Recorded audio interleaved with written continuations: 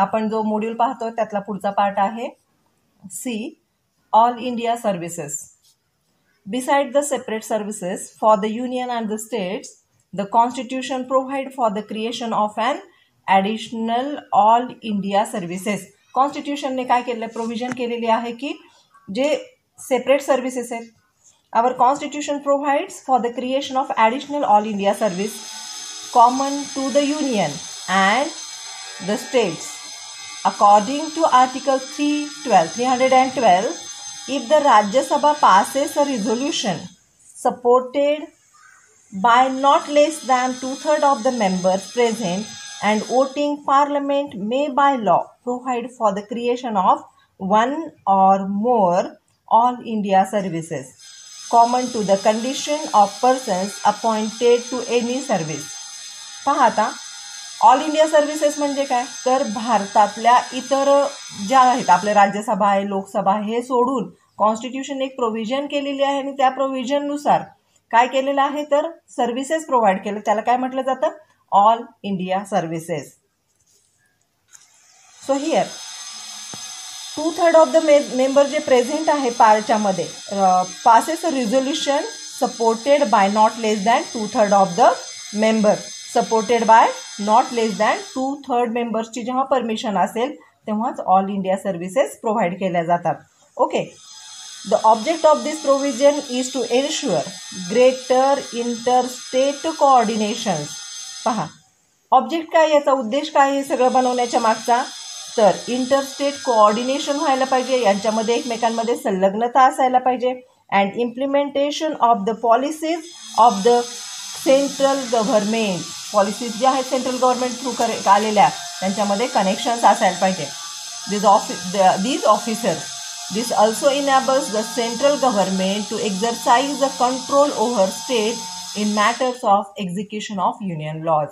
आणि युनियन लॉजचं एक्झिक्युशन होण्यासाठी all India services are very very important. Next point is grant in aid. Grant in aid म्हणजे काय ते पाहूया. Under the constitution the financial resources of the state are very limited, though they have to do many works of social uplift. पहा, under the constitution the financial resources of the state are very limited. financial resources जे आहेत स्टेटच्या under मिळणारे ते फार limited आहेत. though they have to do many work of social uplift, समाजाची उन्नती करण्यासाठी त्यांना खूप सारं काम करायचं असतं तरीसुद्धा फायनान्शियल रिसोर्सेस हे फार कमी आहेत स्टेटला मिळणारे. Under directive principles, in order to cope with their ever expanding needs, the central government makes grant in aid to the states. आणि त्यांना कोप म्हणजे काय, कॉपरेशन करण्यासाठी त्यांना जे अपलिफ्टमेंट करायचं आहे सोसायटीचं त्याच्यासाठी गव्हर्नमेंटनी काय केलेलं आहे, सेंट्रल गव्हर्नमेंटनी ग्रँट इन एड, त्यांना मदत निधी देण्याचं कॉन्स्टिट्यूशनमध्ये प्रोव्हिजन आहे. Grant in aid to state the serve 2 purposes, 2 उद्देश याच्यामध्ये सफल होतात. पहिला आहे through it central government exercise a strict control over the state. भाग एड दिलेली आहे, मदत दिलेली आहे, तर ऑफकोर्स सेंट्रल गव्हर्नमेंट काय करणार आहे, स्टेटवर पूर्णपणे आपलं काय करणार आहे, हुकुमशाही करणार आहे किंवा कंट्रोल ठेवणार आहे. And are granted subject to certain additions. If any state does not agree to the condition the central government may withdraw the grant. एखाद्याने निधी दिलेला आहे की तुमच्या समाजाच्या उन्नतीसाठी हा निधी दिलेला आहे आणि एखाद्या स्टेटने सांगितलं की आम्हाला तुमच्या अटी नियम मान्य नाहीत, मग अशा वेळेस सेंट्रल गव्हर्नमेंट काय करू शकतं, त्यांना जो निधी दिलेला आहे तो निधी काढून घेऊ शकतं. दुसरा पॉईंट आहे it generates a centre state coordination and cooperation if a state wants to develop its welfare scheme for the people of state. पहा आता, it generates a centre state coordination. याच्यामुळे काय होतं, सेंटर आणि स्टेटमध्ये एक प्रकारचं कोऑर्डिनेशन निर्माण होतं. And cooperation of the state if a state wants to develop its welfare scheme. जर एखाद्या स्टेटला आपली स्वतःची डेव्हलपमेंट करून घ्यायची असेल, स्कीम अशी आहे की त्यांची डेव्हलपमेंट करून घ्यायची असेल, तर त्यांना सेंटरबरोबर रिलेशन्स कसे ठेवावे लागतात, चांगल्या प्रकारचे ठेवावे लागतात. For the people of the state it may ask for financial help from the centre. आणि लोकांसाठी स्टेट काय करतं, सेंटरकडे फायनान्शियल मदत मागतं, जेणेकरून ती फायनान्शियल मदत घेऊन ते आपल्या स्टेटमध्ये वेगवेगळ्या प्रकारच्या डेव्हलपमेंट करू शकतात. ओके.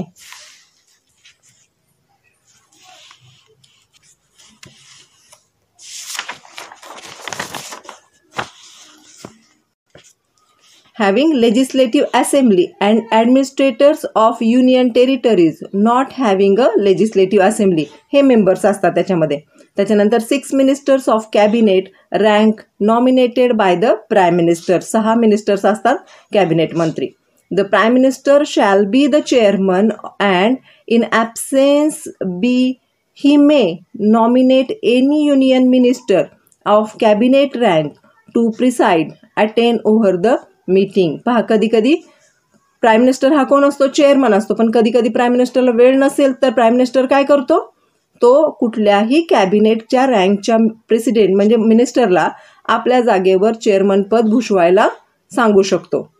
त्यानंतर ड्युटीज ऑफ द काउन्सिल. काउन्सिलच्या काय काय ड्युटीज आहेत पहा.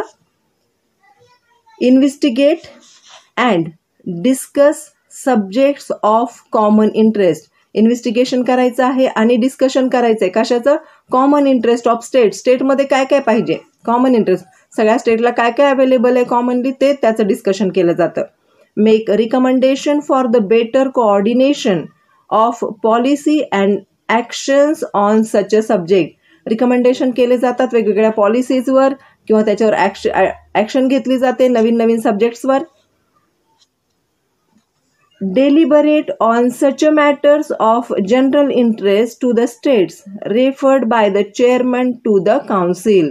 पहा, योजनेनुसार एखादी गोष्ट करण्यासाठी त्यांच्यामध्ये चर्चा केली जाते.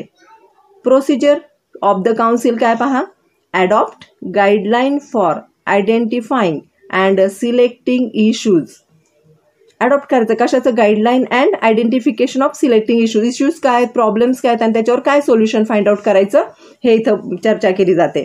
The council may meet at least thrice in year. काउन्सिलने काय करायचं आहे, 3 वेळा भेट द्यायची आहे.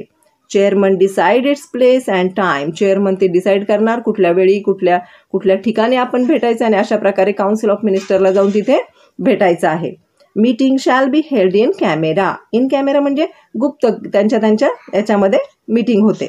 All members including chairman can ask question. सगळे मेंबर्स काय करू शकतात, प्रश्न विचारू शकतात या मीटिंगमध्ये. Then question decided by consensus need of approval of the central government. Consensus म्हणजे काय, सगळेजण मिळून एकत्र काय करू शकतात, प्रश्न विचारू शकतात आणि अप्रुव्हल आणि या सगळ्या प्रश्नांची उत्तरं आणि त्यातल्या ज्या योजना आहेत याच्यासाठी त्यांना सेंट्रल गव्हर्नमेंटचं अप्रुव्हल लागतं. ओके. पुढचा पॉईंट आहे आपला ARC ॲडमिनिस्ट्रेटिव्ह रिफॉर्म्स कमिशन. 1966ला याची स्थापना झालेली आहे. याच्यावर पण तुम्हाला शॉर्ट नोट विचारली जाते. The major achievement of the Nehru era can be called the establishment of the department of administrative reforms. Nehru era म्हणजे काय, नेहरूंचा काळ. त्या काळातली सर्वात मोठी अचिव्हमेंट काय होती तर establishment of the department of administrative reform. Underline करा याला. It offered management advice and फॅसिलिटेड the implementation of reform policies through